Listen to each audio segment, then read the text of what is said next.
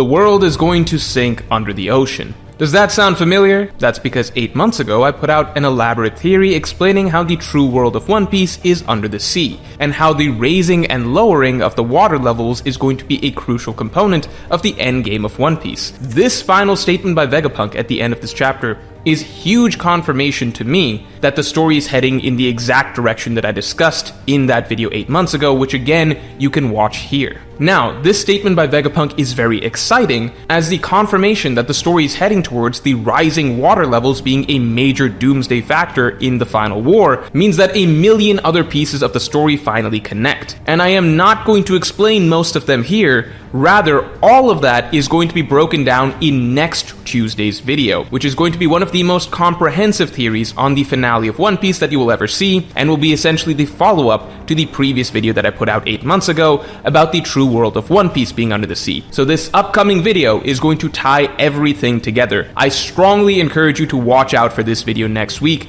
as it will break down almost the entirety of the endgame of One Piece. But let's focus on this chapter just for the moment. So, my favorite thing about this chapter, aside from that amazing final reveal, that lore tease that we got at the end, was the build-up to it. I do see now why Oda kind of gave us a timer leading up to Vegapunk's announcement. He had to move plot things into place, get characters into place, have their battles begin before the message started to play out. I think the real timer that we're kind of dealing with is having the message play out for as long as possible before the Gorosei find a way, or York finds a way to cut it short, because I do think that we are going to be left with a tiny bit unrevealed at the end of this whole thing. But leading up to that final line by Vegapunk, I felt like this chapter was just a masterclass in setting a sense of just solemn, serious build-up, high tension, with Vegapunk's final words, his last monologue, his essentially post-mortem speech just playing out from start to finish. This is one of my favorite choices that Oda has ever done, to have all of the action and storytelling of the chapter play out to the backdrop of Vegapunk's speech. I just feel like it adds this whole additional sort of narrator-type element that frames everything that's going on, and feeling like we are building and building and building to some huge reveal as the action ramps up further and further. Now, in terms of what actually happened this chapter, let's start with just Mars and Mars's realizations. So, the reveal that Vegapunk's true brain is so huge that it is saved in a vat in Punk Records, and just the questions that brings up as to Vegapunk, is he actually truly dead, as Mars somewhat questions? What is the nature of consciousness? Which is something that has been explored this arc, with Kuma somehow being able to retain some degree of autonomy and thought despite his consciousness supposedly being erased. So many things are kind of opened up with this revelation that Vegapunk still lives on in some sort of way through just his mind. That was one of the coolest reveals that we've gotten in One Piece in real times, obviously dwarfed by what we got at the end of the chapter, but just that shot of Mars staring up at this giant brain that has completely outsmarted him and the Gorosei and Imu, by the way, is just a masterful shot. Again, in the recent video I talk about how One Piece just has this knack for this really sharp moments of imagery that you just don't forget, and I feel like that image of Vegapunk's gigantic brain in a vat is not one that I'm going to forget anytime soon. We've all seen this sort of brain in a vat imagery before, but this is the One Piece version of it, which is just the world's smartest man's brain, which is so ridiculously huge that it can't be contained, not even among 6 bodies. It is this true treasure, the centerpiece of Punk Records, that is orchestrating all of these events in the world, and it's happening after the man himself has died, and he is now nothing more than a gigantic brain in a vat. And then we've got the other Straw Hats taking on Saturn. So this is extra interesting because I don't feel like these Straw Hats are set to defeat Saturn. I feel like this is another case where they managed to hold him off for a little bit. I do wonder if the Iron Giant is meant to debut right around now to save the Straw Hats right here.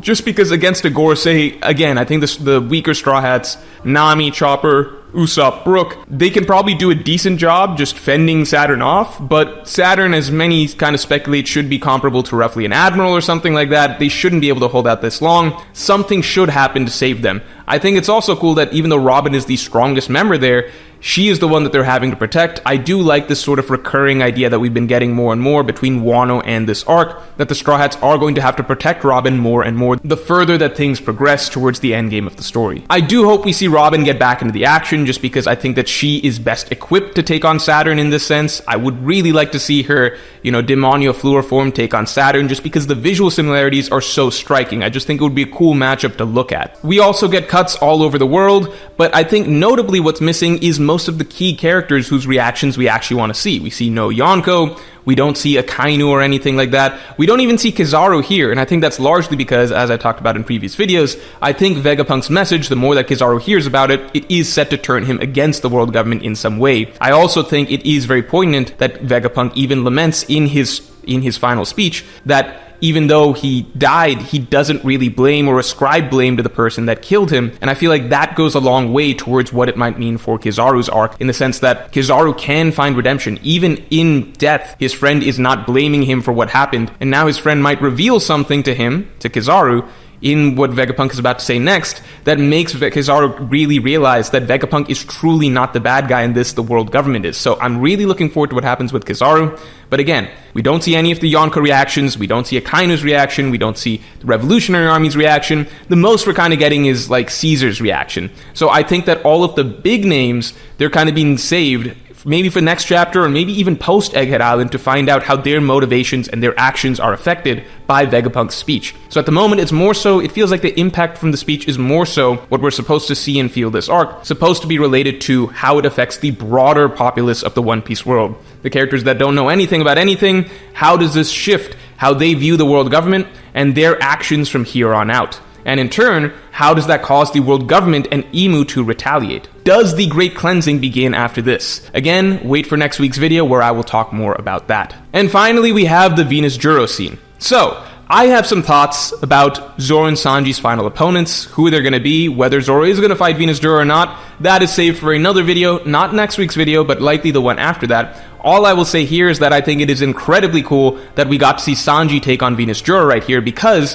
Venus Juro, to me, was looking like the coolest. Him or Mars were looking like both the coolest Gorosei to me so far, and just seeing Venus Juro so quickly in his debut, basically speed blitz half the pacifistas on the island, that is one of my favorite villain debut moments, period. So for Sanji to finally get a moment where he's coming in, stopping Venus Juro's blade, at least that's what it looks like, and then kicking him, all in one fluid motion, when Venus Juro has seemed to be one of, if not the most competent Gorosei so far, I think that is a phenomenal Sanji moment. Again, I would have liked to have seen more out of Sanji versus Kizaru. I feel like that got cut short, but I feel like this is a really nice sort of consolation prize, getting to see Sanji versus Venus Juro. Oimo and Kashi try to help. I think that's kind of funny.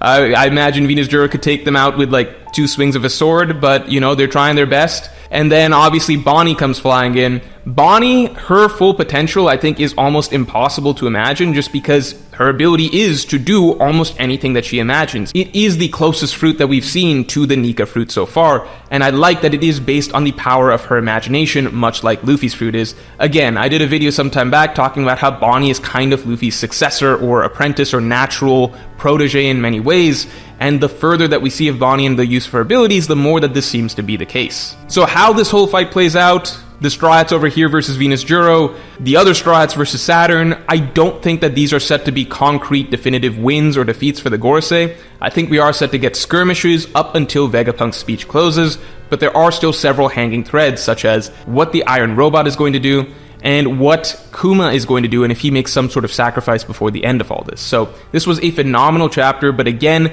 look out for next week's video, which is going to, I believe, put together a whole bunch of pieces and really paint a picture of what the full, elaborate endgame of One Piece is going to look like, down to what the One Piece is. So watch out for that, and I will talk to you all later.